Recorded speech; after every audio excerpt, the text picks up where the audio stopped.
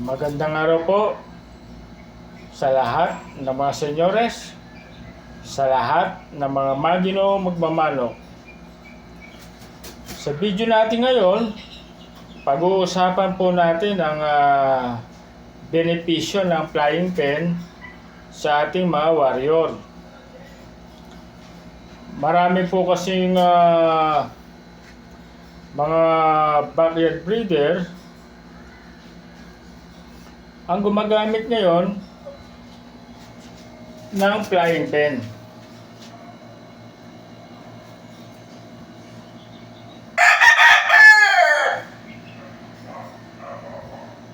Ang flying pen po ay malaking tulong para sa conditioning ng ating mga warrior, hindi lang sa conditioning, pati na rin sa kailang kalusugan at overall wellness ng ating mga warrior. Isa sa pinakamalaking benepisyo ng flying pen ay ang pagkakaroon ng sapat na exercise ng ating mga alaga. Dahil mas maluwag ang area, nakakapaglakad sila, nakakalipad, at na-stretch nila ang kanilang pakpak. Malaking tulong po ito para lumakas ang kanilang katawan at muscle. Isa po magandang benepisyo ng flying pen ay ang mas natural environment kumpara sa maliit na kulungan. Mas nakaka-relax sila at nagkakaroon sila ng maluwag na espasyo. Nagiging mas active sila at masigla. Isa rin sa napapansin ko ay ang malaking tulong ng flying pen sa ating mga warrior ay ang balance. Yung balance conditioning ng ating mga warrior. Siyempre sa katagalan, kapag nasanay na sila at lilipad na sila sa kailang hapuan, isa yun sa makakatulong para sa kailang muscle development, yung lilipad, dadapo, hahapo, may stretch nila kailang pakpak, at makakagalaw sila ng maayos, magkakaroon sila ng activity sa loob ng flying pen.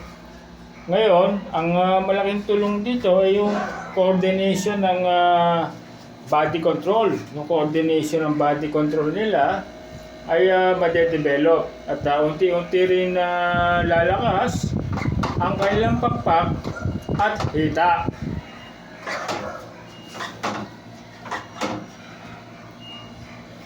Napakalaking tulong po ng flying pen sa ating mga alaga, sa ating mga warrior. Sapagkat hindi sila masyadong stress at maluwag ang kanilang kulungan, hindi masikip. Kasi pag masikip ang kulungan, madali silang ma-board. Minsan mapapansin mo, matamlay sila dahil nga maliit ang espasyo na ginagalawan nila, kulang sila sa galaw. Iba po ang benepisyo talaga ng flying pen sa ating mga warrior. Magiging masigla sila at nagkakaroon sila ng komportableng galawan. Hindi naman po natin kailangan na sobrang laki na flying pen. Importante malinis at may sapat na space at safe ang ating mga warrior. Unti-unti lang po tayo sa pag-improve Kailangan unti-unti lang ang gagawin natin pag-improve sa setup ng ating gagawin flying pen. Depende po sa ating kakayahan.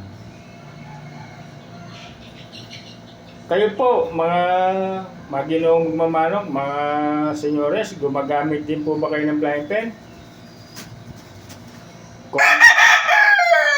Comment lang po kayo At huwag niyo pong kalilimutan na mag-like, mag-share, At kailangan ko po yung subscribe nyo po.